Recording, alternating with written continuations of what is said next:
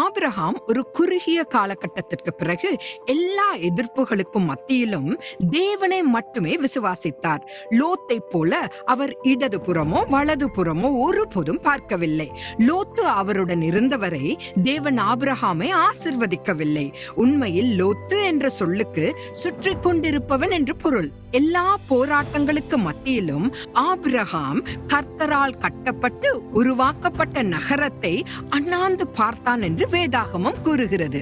லோத்து சோதோமை தேர்ந்தெடுக்கும்படி அனுமதித்ததிலும் கூட ஆபிரகாம் தனது 5 புலன்களையும் பயன்படுத்தி சரீர பிரகாரமாக எந்த முடிவும் எடுக்காமல் தேவன் தன்னை ஆசிர்வதிக்க அனுமதித்தார். லோத்தும் ஒரு பணக்காரனாக இருந்த போதிலும் ஆபிரகாமை போல் அல்லாமல் தன் சிந்தையை பயன்படுத்தி முடிவெடுத்தான்.